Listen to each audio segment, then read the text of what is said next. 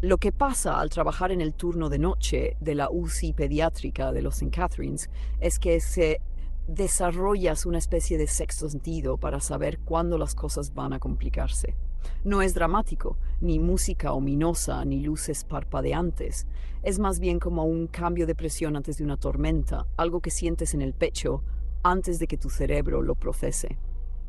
Llevaba 7 años trabajando como enfermera en UCI pediátrica aquella noche de noviembre, el tiempo suficiente para que el peso de un niño moribundo ya no me abrume, pero nunca el suficiente como para que no deje huella.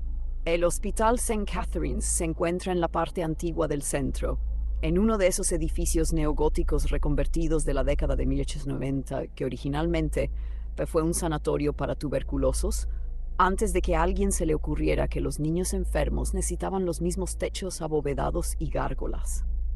El ala pediátrica está en la torre este, y en los turnos de noche se puede oír cómo el edificio se asienta, todas esas capas de pintura, dolor y reformas crujiendo entre sí. Esa noche en particular trabajaba con Marcus Chen, uno de los terapeutas respiratorios en quienes realmente confiaba. Habíamos hecho las prácticas clínicas de enfermería juntos antes de que cambiara de rumbo, y hay algo en pasar por ese infierno con alguien que crea un vínculo. Él es metódico, mientras que yo soy intuitiva, lo que probablemente nos permitió conservar el trabajo a ambos. El café está asqueroso esta noche, dijo Marcus alrededor de las 2:30, vaciando su tercera taza en el fregadero de la sala de descanso. La sala de descanso daba al estacionamiento este, 6 pisos más abajo, donde las luces de sodio lo teñían todo del color de viejos moretones. Noviembre en el medio oeste significa una oscuridad densa y espesa. Se podía ver el aliento en el estacionamiento. El café está asqueroso todas las noches, dije, pero en realidad no prestaba atención. Estaba mirando los monitores en la estación de enfermería a través de la ventana interior de la sala de descanso, específicamente la cama 604, Bebé Doe, así le llamábamos. Todavía no tenía nombre. Abandonado en el baño de una gasolinera en la zona industrial, lo encontró un camionero que oyó llorar en el baño de mujeres. Tendría unas 6 semanas, más o menos. Nació prematuro por su desarrollo, sin duda en un lugar sin la atención médica adecuada. La policía había venido 2 veces, los servicios sociales 3, nadie se había presentado, nadie lo había reclamado. «¿Estás haciendo eso otra vez?», dijo Marcus. «¿Qué cosa?». «Eso de mirar fijamente un monitor como si pudieras conseguir que las lecturas mejoraran con la fuerza de tu imaginación». Tenía razón. Yo hago eso. «Su saturación está bien, Chess, estable toda la noche». Lo estaba. Saturación de oxígeno al 96%, frecuencia cardíaca estable en torno a 140, frecuencia respiratoria normal para un bebé de su tamaño. Había ingresado hacía 3 días con neumonía por aspiración, gravemente deshidratado, con una dermatitis del pañal tan grave que se había infectado en algunas zonas. Lo intubamos esa primera noche, le administramos antibióticos y suero. Al segundo día, había mejorado lo suficiente como para extubarlo. Ahora estaba con oxígeno de alto flujo, envuelto en una incubadora, luchando. Los niños son resilientes de una manera casi cruel. Sobreviven a cosas que matarían a un adulto. Se aferran a la vida con una ferocidad desesperada que te rompe el corazón porque sabes que aún no entienden por qué luchan. «Voy por más café», dije. «De ese café malo». Son las 2:47 de la mañana. Vas a vibrar hasta reventar. Ese es el plan.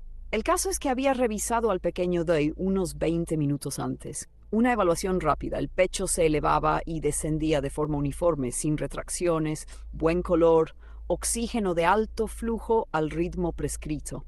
Había estado durmiendo, o lo que sea que se pueda llamar dormir, cuando eres tan pequeño y estás tan enfermo. Tranquilo, si es que se le puede llamar tranquilo esto.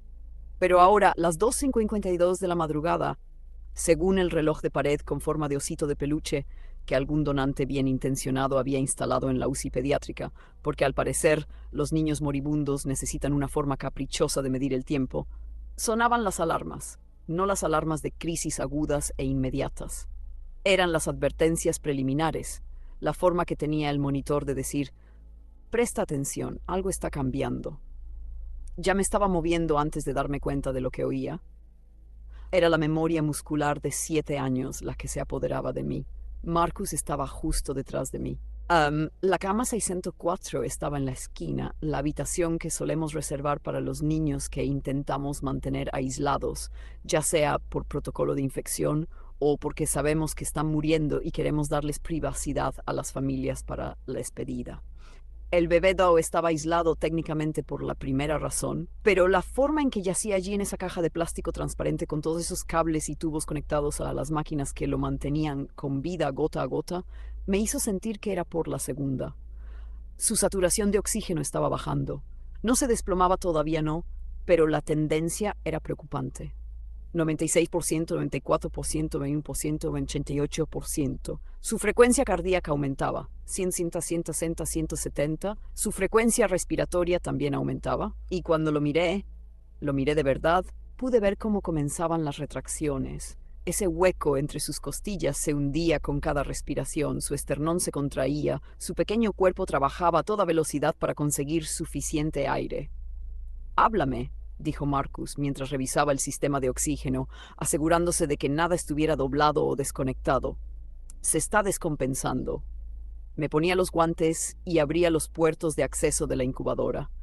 Lo que pasa con ser enfermera de la UCI pediátrica es que desarrollas una especie de calculadora mental que siempre está calculando los peores escenarios.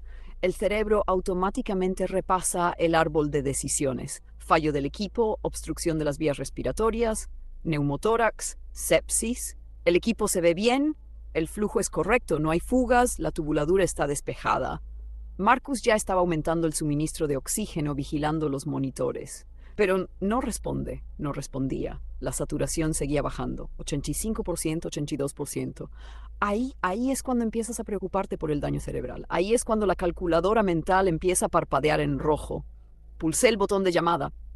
Necesito un médico en la 64 ahora. Y que suba un técnico respiratorio. El bebé Doe abrió los ojos, con esa mirada perdida tan propia de los bebés, las pupilas quizás algo lentas. Sus labios comenzaban a adquirir un tono azulado en los bordes, esa cianosis sutil que indica que el tiempo se agota. No lloraba. Eso fue lo que me preocupó.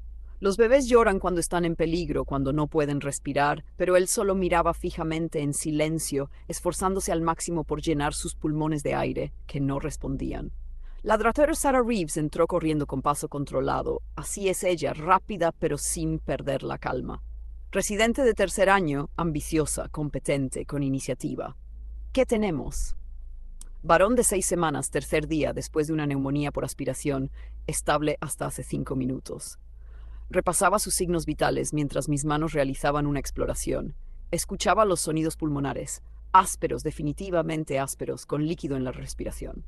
Descompensación repentina, aumento del esfuerzo respiratorio, disminución de la saturación a pesar del aumento de oxígeno. ¿Neumotórax? Ya se estaba colocando el estetoscopio. Se auscultan los murmullos respiratorios bilaterales, pero disminuidos en el lado derecho. Radiografía de tórax ahora. Y preparémonos para la intubación. ¿Dónde está anestesia? Ya la llamaron, dijo Jenny, una de las otras enfermeras de noche que había aparecido con el carro de paro, porque eso es lo que se hace. Cuando suenan las alarmas en la UCIP, se acude corriendo. Lo que pasa con las emergencias en medicina pediátrica es que todo es más pequeño, más rápido y más frágil. En los adultos, a veces tienes minutos para reaccionar. La fisiología de los niños no te da ese margen. Cuando se descompensan, lo hacen rápido y con fuerza. Y una vez que caen por debajo de cierto umbral, estabilizarlos se vuelve exponencialmente más difícil con cada segundo. Saturación al 78%, frecuencia cardíaca en los 180, subiendo hacia los 200. Podía ver su fontanela, la parte blanda del cráneo, palpitando con cada latido acelerado. Está bradicardia. Marcus, observando el monitor. Bradicardia en un bebé con dificultad respiratoria significa que lo estás perdiendo. Significa que su corazón está empezando a fallar por falta de oxígeno. Es el último intento desesperado del cuerpo antes de que todo se detenga. Frecuencia cardíaca, 190, 180, 170, 160. Ventilémoslo con la bolsa, dijo el doctor Reeves. Y yo ya estaba en movimiento, desconectando el oxígeno de alto flujo y colocando la bolsa mascarilla infantil Phil en su rostro, esa pequeña mascarilla que siempre parece increíblemente pequeña en las manos. Marcus estaba a mi lado, listo para intervenir si era necesario, observando mi técnica, porque incluso en una emergencia, La técnica es fundamental. Si se ventila con demasiada fuerza, se pueden perforar los pulmones del bebé. Si se ventila con poca fuerza, no se está ventilando adecuadamente. Presionar. Observar cómo se eleva el pecho. Soltar. Dejar que la expiración pasiva ocurra. Presionar, elevación. Soltar. El pecho se elevaba bilateralmente, pero la saturación no aumentaba. Frecuencia cardíaca 155, 150, 145. No responde a la ventilación, dije, y mi voz sonó más tranquila de lo que me sentía. Esa distancia profesional que uno se interpone entre el pánico que intenta subir por la garganta. Sigue en los 70. La Dr. Reeves se preparaba para la intubación, preparando la medicación, y aquí es donde las cosas se complican, porque los bebés tan pequeños y prematuros son notoriamente difíciles de intubar. Sus vías respiratorias son diminutas, su anatomía es diferente, y si el tubo no se coloca correctamente, si entra en el esófago en lugar de la tráquea, si se introduce demasiado en un bronquio, se empeoran las cosas, no se mejoran. ¿Dónde está la anestesia?, preguntó alguien, quizá Jenny. En 4 minutos. No teníamos 4 minutos. Frecuencia cardíaca 140, 140, 35, 30. Dame la hoja de Miller y un tubo 3.0, dijo la Dr. Reeves, y hubo un instante, apenas un latido, quizá 2, en el que vi que le temblaban ligeramente las manos mientras preparaba el laringoscopio. Era buena, pero era joven, y este era el tipo de intubación que pone nerviosos incluso a los anestesiólogos más experimentados. Seguí ventilando con la bolsa, apretar, elevar, liberar, apretar, elevar, liberar, observando cómo se movía su pecho, intentando que el oxígeno entrara en su sangre, en su cerebro, en cada célula que lo clamaba. ¿Lista? La Dr. Reeves se colocó a la cabecera de la cama. Retiré la bolsa, mascarilla, y ella entró con el laringoscopio, buscando la anatomía que debería estar ahí. La epiglotis, las cuerdas vocales, la entrada, la tráquea, que en un bebé de este tamaño tiene quizás el diámetro de una pajita. Los segundos corrían, ya no entraba aire, la saturación comenzaba a bajar de nuevo. 75%, 72%, 69%. Frecuencia cardíaca, 125, 120, 115. No veo. La voz de la Dr. Reeves sonaba tensa. Demasiada secreción, aspiración. Marcus le entregó la sonda de aspiración. Aspiró. Lo intentó de nuevo. 110, 105, 100. ¡Jess! ¡Vuelve a la bolsa! Le coloqué la mascarilla al bebé. Doy. Apreté. Nada. El pecho ya no se elevaba. Obstrucción, dije. Algo bloquea las vías respiratorias. Fue entonces cuando la emergencia se convirtió en una pesadilla. El Dr. Reeves intentó reposicionarlo, intentó ventilarlo, pero no pasaba nada. Obstrucción total. Y el bebé, este bebé anónimo, abandonado de 6 semanas, que ya había sobrevivido a más de lo que cualquier ser humano debería, su frecuencia cardíaca bajaba a 2 dígitos, 95, 90, 85. Comienzo las compresiones, dijo Jenny, y se puso al otro lado de la cama, con 2 dedos en el esternón, comprimiendo al ritmo de un bebé, al menos 100 por minuto, profundas pero controladas, mientras yo seguía intentando ventilarlo, aunque no pasaba nada. Esto es lo que no muestran en las series médicas. Esto es lo que la gente no entiende.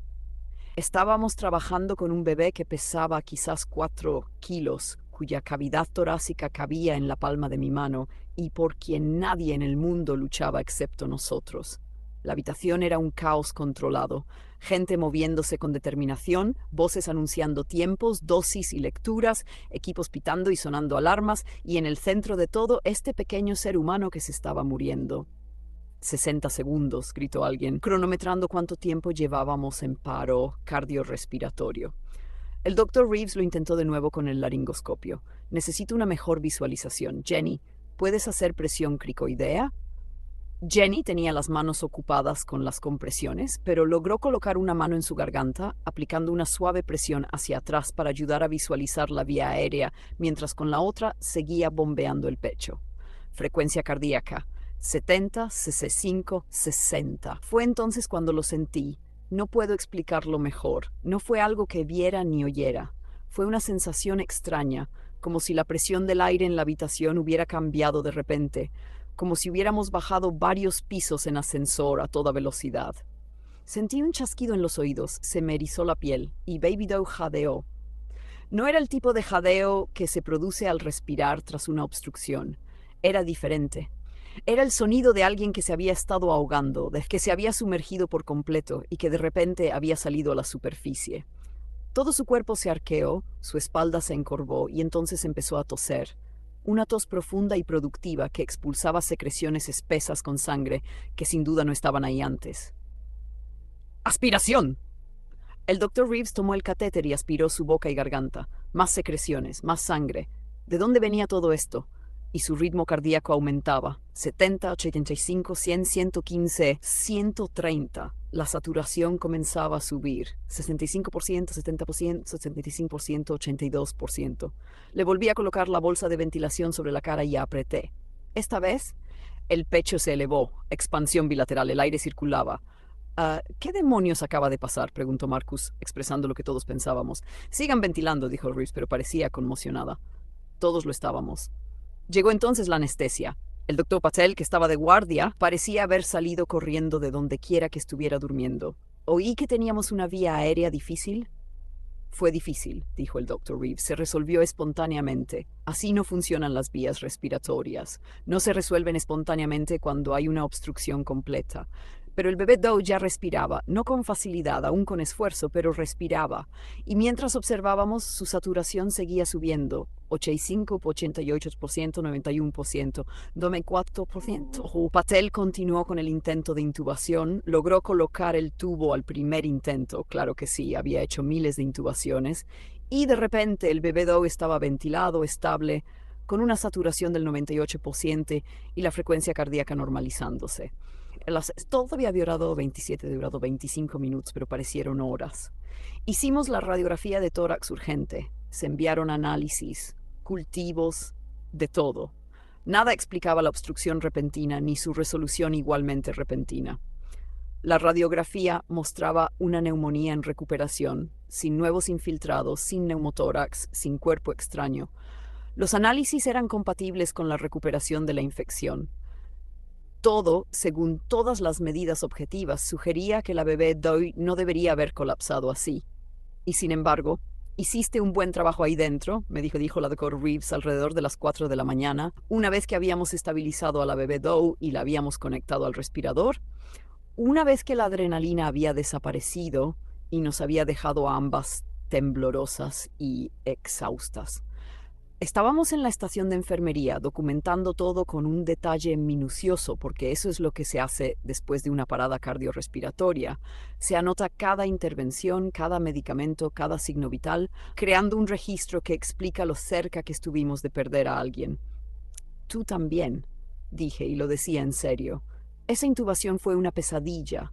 He hecho intubaciones más fáciles. Se quedó callado un momento, mirando la pantalla del ordenador, pero sin verla realmente. Jess. ¿Qué pasó ahí dentro? ¿Cuando jadeó así? No lo sé. La obstrucción simplemente se despejó. Sí. Eso no es normal. No. Nos miramos y pude ver que ella también lo sentía. Esa sensación de que algo no estaba bien, de que algo no cuadraba. Pero, ¿qué se suponía que debíamos decir? ¿Que el universo había decidido darle un respiro al bebé? ¿Que a veces la medicina funciona de maneras que no entendemos? En este trabajo aprendes que hay cosas que no se pueden explicar.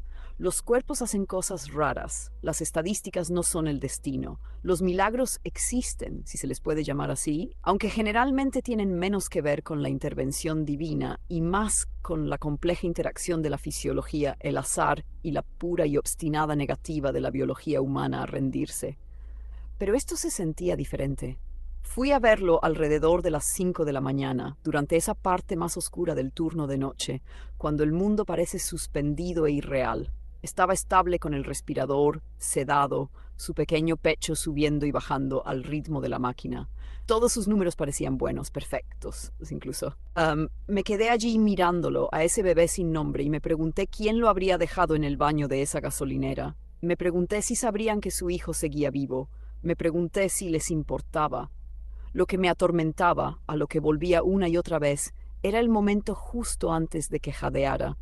Esa sensación de cambio de presión, de algo moviéndose en la habitación, lo había sentido en el pecho, en los huesos, y había visto solo un segundo cómo los ojos del bebé se fijaban en algo sobre él, siguiendo un movimiento donde no había nada que seguir. «Va a salir adelante, ¿verdad?», dijo Marcus, acercándose por detrás en silencio sobre el suelo de goma. «Creo que sí. Sus análisis están mejorando. No hay señales de daño neurológico por la hipoxia. Una vez que le quitemos el respirador, si no vuelve a descompensarse. ¿Pero? Lo miré.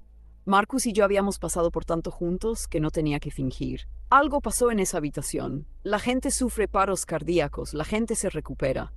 No así. Se quedó callado un buen rato, mirando al bebé Doy. Mi abuela decía que los bebés están más cerca del otro lado, sea lo que sea que eso signifique, que aún pueden ver el lugar de donde vinieron. ¿Tu abuela era budista? Sí, también decía que a veces, cuando alguien se está muriendo, sobre todo los niños, alguien viene a ayudarles a decidir si quedarse o irse. Esos son supersticiones, Marcus. Probablemente, se encogió de hombros. Pero sentiste algo, ¿verdad? Cuando jadeó, no quería admitirlo, pero sí, lo sentí. Al bebedo, a quien su familia de acogida luego llamó Elija, le retiraron el tubo endotraqueal con éxito 2 días después. Permaneció en la UCI pediátrica una semana más, luego lo trasladaron a la planta de pediatría general y finalmente se fue a casa con una familia de acogida que, al parecer, se había enamorado de él durante las visitas al hospital. Después supe que estaban en proceso de adoptarlo. Sobrevivió. Contra todo pronóstico, que debería haberlo matado 2 veces, una cuando lo abandonaron y otra cuando sufrió un paro cardíaco en nuestra unidad, sobrevivió. Debería alegrarme por eso. Me alegro. Me alegro. Pero 3 años después sigo pensando en aquel momento en la habitación 604, en la sensación de presión, de que algo no estaba bien y de algo que no puedo definir. Todavía recuerdo cómo sus ojos seguían el movimiento en el aire vacío, cómo su cuerpo se arqueó como si alguien lo hubiera agarrado y lo hubiera arrastrado desde algún lugar que no podíamos ver. El doctor Reeves y yo nunca volvimos a hablar directamente de ello, pero a veces cuando nos cruzamos en los pasillos del hospital, hay una mirada de complicidad. Ambos estábamos allí, ambos lo sentimos, y ninguno de los dos puede explicarlo de una manera que tenga sentido en el mundo lógico y preciso de la medicina basada en la evidencia. Lo que pasa al trabajar en la UCI pediátrica es que ves la muerte con tanta frecuencia que deja de parecer excepcional. Es horrible, siempre, pero no sorprende. Conoces las estadísticas, sabes que algunos niños no lo logran, que el secreto a voces de la pediatría es que podemos hacer todo bien y aún así perder. Pero cuando sobreviven, cuando superan adversidades inexplicables, es cuando las cosas se complican. Porque entonces tienes que preguntarte, ¿qué marcó la diferencia? ¿Habilidad? ¿Suerte? ¿El momento oportuno? ¿Algo completamente distinto? No creo en fantasmas, no creo en la intervención divina, ni en ángeles guardianes, ni nada de eso. Creo en la medicina, en la ciencia, en la increíble resiliencia del cuerpo humano, pero también creo que hay cosas que aún no comprendemos, cosas que quizá nunca comprenderemos, y aquella noche en la habitación 604 se sitúa en ese incómodo espacio entre lo explicable y lo inexplicable. Hoy en día, cuando trabajo y tengo esa sensación, ese cambio de presión, ese presentimiento de que algo anda mal, presto atención, porque sea lo que sea que haya ocurrido aquella noche, sea cual sea la fuerza invisible que despejó las vías respiratorias de Baby Doe cuando nosotros no pudimos, me enseñó que a veces la lucha por salvar una vida no es solo entre nosotros y la muerte. A veces hay otros actores en juego que operan con reglas que no podemos ver y a veces si tienes mucha suerte están de tu lado.